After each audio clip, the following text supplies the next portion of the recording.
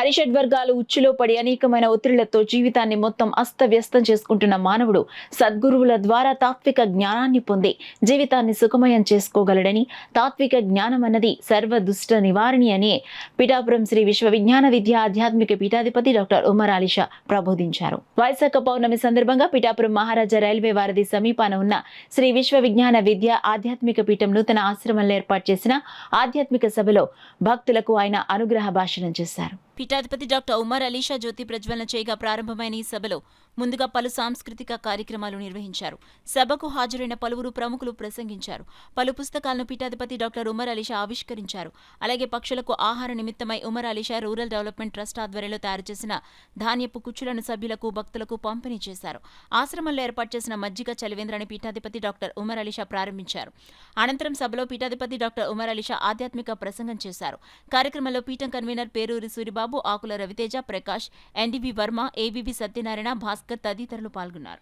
కాబట్టి బౌద్ధ పౌర్ణమి సందర్భంగా బుద్ధుడికి జ్ఞానోదయం కలిగినటువంటి పరిపూర్ణమైనటువంటి రోజు. ఈ రోజులు ఆధ్యాత్మిక తాత్విక జ్ఞానోదయం మనందరిలో ఏర్పరచుకోగలిగినట్లయితే సమాజం సుఖంగా, శాంతిగా, సంతోషంగా మనుగడ సాగిస్తూ మన ప్రకృతిని మనం పరిరక్షించుకోవడానికి ప్రతి ఒక్కరూ కూడా 3 మొక్కలు చొప్పున నాటగలిగినట్లయితే అవి బ్రహ్మ, విష్ణు, మహేశ్వర స్వరూపమైనటువంటి 3 మొక్కలు ఒక 3 ఆక్సిజన్ సిలిండర్ల కింద మనకు ఉపయోగపడతాయి. మనం కరోనా టైంలో చూసాం ఆక్సిజన్ యొక్క ప్రాణవాయువు యొక్క విలువ ఎంత మహోన్నతమైనటువంటిదో.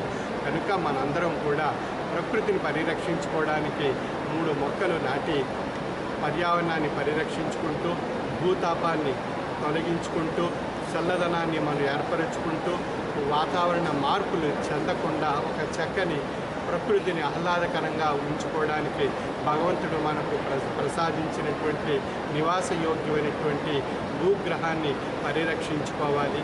ఇది మన అందరి బాధ్యత. కాబట్టి ఆధ్యాత్మికత, పర్యావరణ పరిరక్షణ ఈ మనం 2 కళ్ళతో మనం చూడగలిగినట్లయితే మన సమాజాన్ని మనం చక్కని విలువలతో మనుగడ సాగించే అవకాశం కలుగుతుంది. కనుక ఈ సందర్భంగా మనందరిలో కూడా ఆధ్యాత్మిక జ్ఞానోదయాన్ని పొంది ధరించేటువంటి కాలం వైపు దృష్టి సారించి శాంతి తత్వాన్ని, సహనాన్ని మన యొక్క జీవన విధానంలో అలవర్చుకుని ఆధ్యాత్మిక విలువలతో కూడినటువంటి మానవత్వపు విలువలు ప్రతి ఒక్కరూ పొంది ధరించాలని ఆశిస్తూ సర్వే జన సుఖినో